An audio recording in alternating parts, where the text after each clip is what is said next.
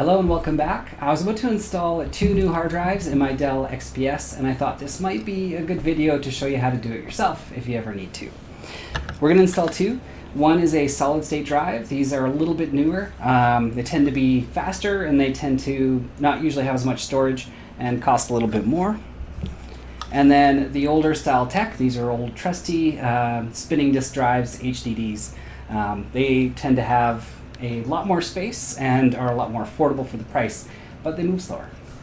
So I'll show you how to install both of these into your Dell XPS. So you're going to need a couple cables and parts that don't come with your Dell. To install the bigger, I think they're 3 1/4 inch drives, you're going to need only one thing, and that's a SATA cable. This is a pretty small cable. They don't really go bad. You don't need anything fancy. Just a plain SATA cable will work just fine. The way these work is one of these is for power, one of these is for data. You need the cable for data. And these cables connect pretty easily. That's really it. I like to get some that lock, that way they're less likely to fall loose. That's all you need for the big drives. For the little drives, I think these are 2.5 inch, they aren't going to fit because the internal caddy in the Dell is going to expect the large size drives and won't have a slot for these. So to make up for that, you're going to still need one of these cables, but you're also going to need a converter. And the way these work, get any cheap converter. It doesn't have to be fancy. These hard drives don't have any moving pieces. They're much harder to damage on a day-to-day basis compared to a spinning disk drive, and so the mounting kit doesn't have to be that fancy. And for that reason, you can even get by with using just 2 screws on the opposing corners to hold this in place, because it really doesn't need to be 100% stable, especially for a sitting desktop. That's it for parts. I'll get out the Dell and get it set up, and we'll start installing some equipment. Alright, so small adjustment. I did find a spot later on inside where you could mount the SSDs without using one of these, so that is optional. But I also forgot to mention you're going to need 4 mounting screws for the hard drives. So you're going to need 4 mounting screws and a SATA cable in both cases. I'm going to go ahead and mount this. One thing I want to mention is when you're mounting these, try to make sure you get this, depending on, of course, the computer, but usually you want these on the higher end side, just so they're a little bit more in line with how that drive's going to line up.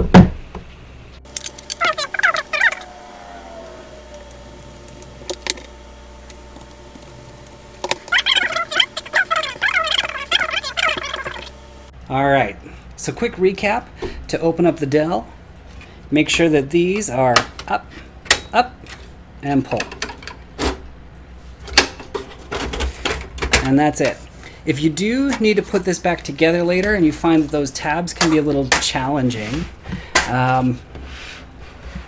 you might not be able to see it very well there, but there's indicators on here telling you which tabs to line up, so that you just rest this on top of those tabs, not underneath those tabs, and it will pop back into place.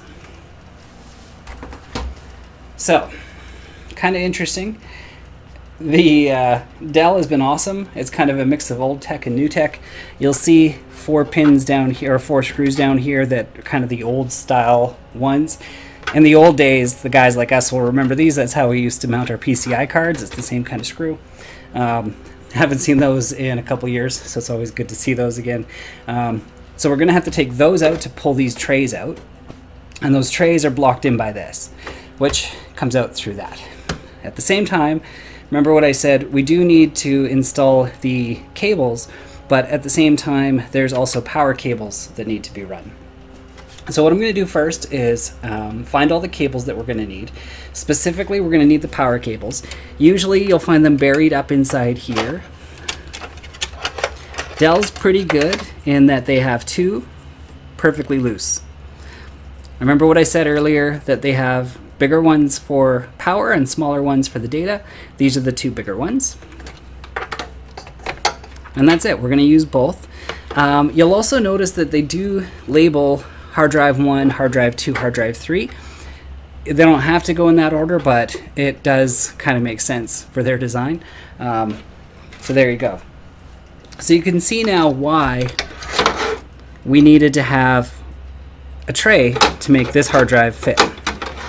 And like I said, it could be any cheap tray, nothing fancy.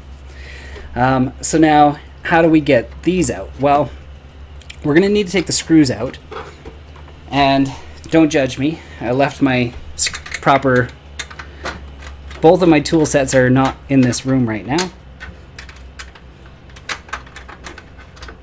So you're going to see me struggling with screws periodically. Now you're going to want to be careful with these trays. It's kind of hard to show you through the video camera, but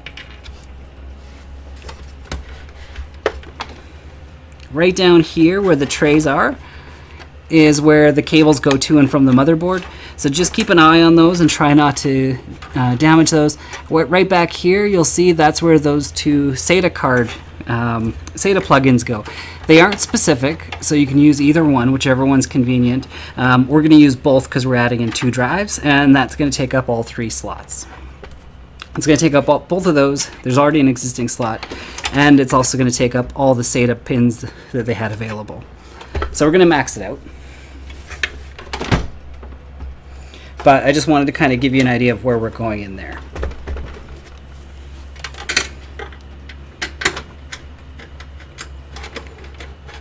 So, keep taking our screws out.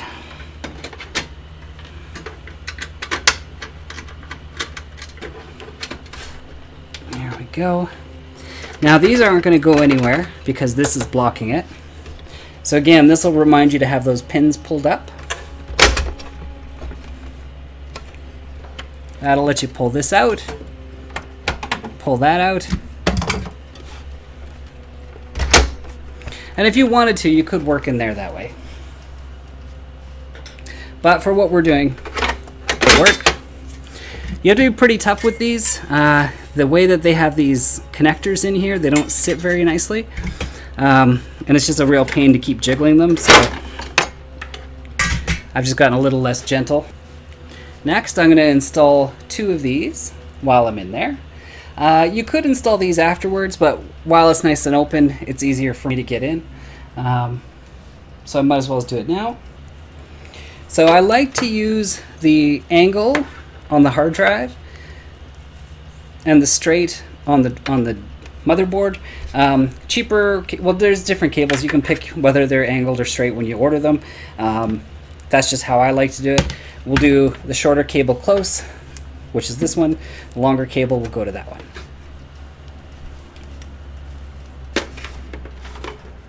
So to install these is pretty straightforward.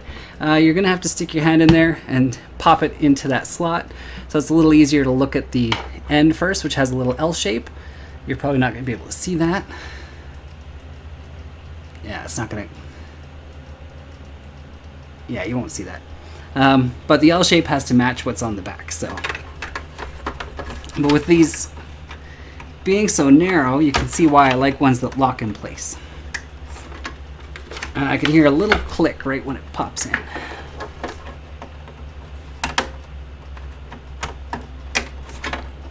So that's it. The 2 cables are set up. The hard part's done. So when you got your hard drive, it should have come with a bunch of different size screws, including some little tiny black ones. You might also get a kit closer to this, which will have silver. That's fine too. The drives are going to go in empty side down. And you're going to have kind of a little choice on how you mount these. Dell is mounting them away from the base, a little bit higher up, probably in a hope that it will be less likely to get bumped around. Because like I said, those spinning disk drives, you don't want them getting bumped around. And what you need to do is line up your holes. So there's a couple little holes there. Once they've lined up the underneath to the over, you can go ahead and put in your screw. So if you don't have one of these mounting kits, you can probably mount your SSD on the 4 mounting points on the back as well. But there you go, we've now got our SSD mounted. If it doesn't seem to go in, check, because it could be one of those cables that's stuck. And that's exactly what just happened. For the spinning disk drive, same thing, line up those eye holes. Once everything's lined up, you're going to put in 4 screws.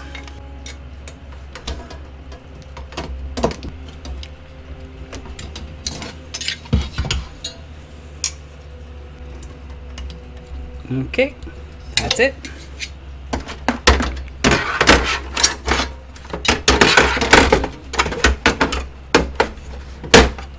Again, you want to look very carefully. Like I said, some of those cables run really close and they don't put a lot of room in the back. There we go. And that's it. So if you don't have one of these mounting trays, I'll show you how you mount this onto the metal. So to mount one of the SSDs, what you can do is take the 4 that are there, and you're going to line them up with the 4 holes that are there. And if you're anal like me, you can line up your pins so that the pins are the same. And then it's just the same screws you would have used with any hard drive. So there you go. Once those are ready, we're going to put this pin back in, or this holder, just like so. And like I said before, if you put it over here, it'll hold that video card in better, and it'll stop you from being unable to access that. So if you only have one hard drive, your life could be easier. So the hard drives are now mounted. They're in there good and solid. We're going to put the screws back in. Now, usually I don't screw everything together until I've had a chance to test and check the hard drives. Otherwise, if you got to take it out and fix it or do whatever, it's best to not have to put all the screws in and out all the time. But in this case, these hard drives, I've just taken them off another system. So I've checked and triple checked and they're fine. Alright, so the hard drives are now mounted and they're screwed into place. Now that's solid.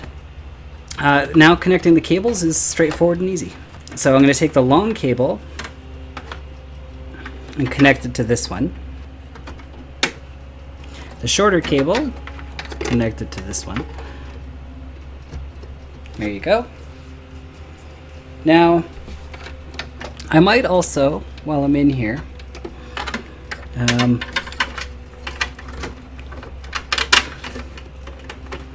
just kind of put that cable somewhere where it's a little more out of, not in the way. Normally I would go in and zip tie these and make them look nice and fancy, but usually you'll want to leave that for later. Interesting. It's got to reach. I mean, why wouldn't they? Oh, it's tight though. That cable you might want to run underneath this in case it makes it hard to close that case cover.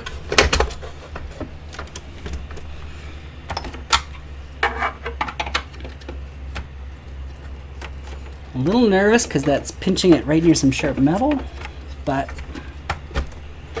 at least keeps it out of the way of the case. There you go. Because I also want to be able to take this and add it and remove it when I need it. And then this goes back on. You're going to rest the tabs on these 4 slots.